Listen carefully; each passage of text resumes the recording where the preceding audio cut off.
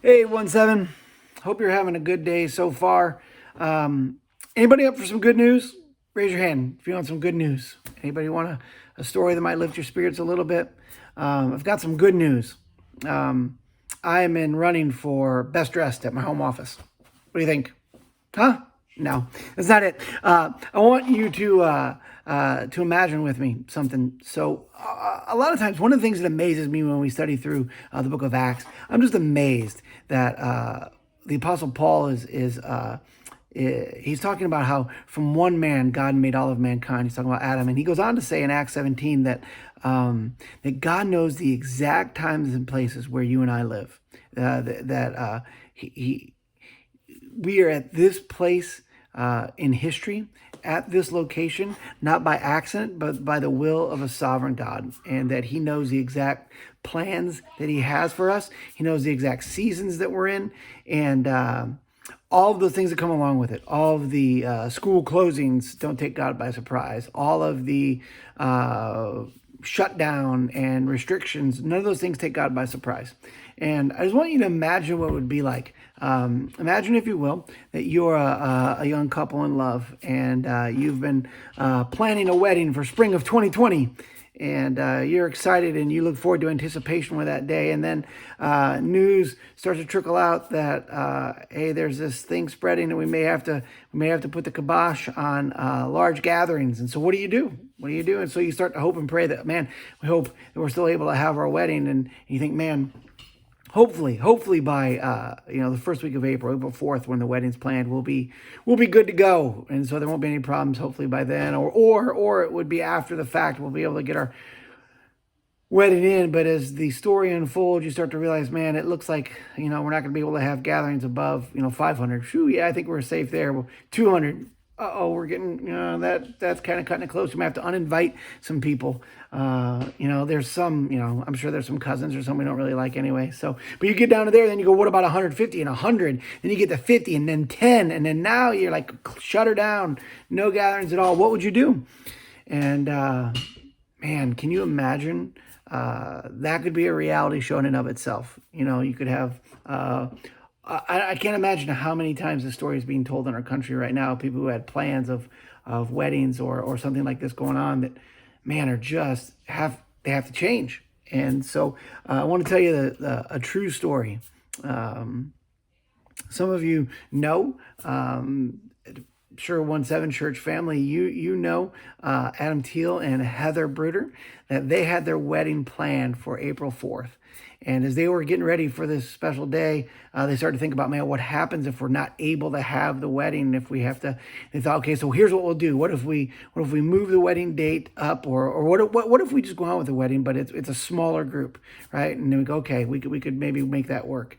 We just do it with just the immediate family, and then later on, when we've gotten through this season, we plan the larger gathering and celebration again. But let's do the wedding in a smaller group. And you're like, great, sounds great. And then you realize, oh man, we're not gonna be able to do that. We need to bump it up. And so now we bump it up until Saturday, March 21st. And you think, man, we've got this whole thing figured out. We're gonna be able to do it. It'll just be Adam and Heather and the immediate family and myself, and we're gonna do this wedding at our church. And then on Friday morning, you get a call and you find out that the church we're leasing from says, man, there's been a call from the bishop from the essentially the district that says, hey, you're unable to have gatherings of any size, and so we're just not going to be able to allow anybody at the building. And so the wedding that was supposed to happen tomorrow, now we don't have a location for. What do you do? So you start to scramble a little bit, and you start to figure out what you're going to do.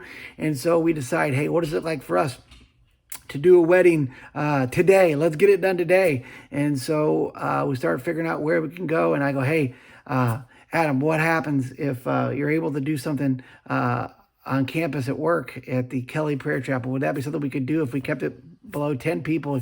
I can ask, right? And so I'm out doing running some errands with my family, and so the next thing I know, I'm getting a phone call. Hey, we're on. Meet us there, 3:30. We're gonna do this thing, and I'm like, okay. And so I gotta go home, switch, tidy up a little bit, try to clean up a little bit, right? This is hard work to get this thing looking suitable for a wedding. It takes time, right? And a whole team of people that aren't available. So anyway, I run over there and get there, and I meet Adam, and Adam's like, hey, good news, kind of, like, hey, you don't have to dress up. And I'm like, what? He's like, yeah, they weren't able to get all their stuff in time. Man, I say all that to say, after a whirlwind of a day, a big, huge thank you to ONU, allowing Adam and Heather to be able to use Kelly Prayer Chapel there. We're able to get it done. And I just wanted to let you know, 1-7 Church family, that it is my privilege and my honor. I get to usually say this at a wedding, but did it in a very private ceremony with just Adam and Heather and her mom and his grandmother and photographer who from I believe from ONU who jumped in. And so I just wanted to say thank you to all those who were involved to be able to do that. But it's my privilege and honor to be able to present to you. They're not here. They're not going to jump out. How awesome would that be? Ta-da! But we're kind of on lockdown, so I think they went home. But to be able to present to you Mr. and Mrs. Adam and Heather Teal. So congratulations, guys. 1-7 Church, let's be praying for those guys. Can you imagine? I said to them, what a difficult situation. But Heather is someone that I've known for years, and I just know that whatever circumstance comes up, she's just going to go, well, we're going to get through this. We're going to put our head down. We're going to drive through, and we're going to get past this. And Adam is one of the most flexible guys who's kind of like, yeah, we'll make it work. He's just, and so I don't mean this in a negative way. Like, this couldn't have happened to a better couple, right? But I really do mean that, like, I can't imagine a couple that would handle this better. They were so gracious and humble and just, man, I'm so hopeful and thankful for their relationship. I just want you as a church to pray for this new couple. They're not a new couple, but new husband and wife. Pray for them. Pray. Imagine the story they're going to be able to tell their grandkids. It's amazing, right? Love never fails. I'm reminded that from 1 Corinthians 13. And it's easy to say love never fails when everything's going perfect. But on a day where it's just chaos and you've got to plan your wedding and get it all pulled together in a matter of hours, man, love never fails. So Adam and Heather, congratulations. God bless you guys. We're praying for you that you guys live a long life together. You have many, many years of happiness, and that you fall more deeply and richly in love with one another every single day. God bless you guys. I hope this was some good news. I hope it was something to kind of brighten your day. You got to see, I don't dress like this at church on Sundays, and so here I am at home, but here I am. So get to see me in a tie. Anyway, hope this lifted your spirits a little bit of good news. Again, gives you something to pray for. Pray for Adam and Heather. God bless you, 1-7 Church. God bless you, Adam and Heather. Have a great day.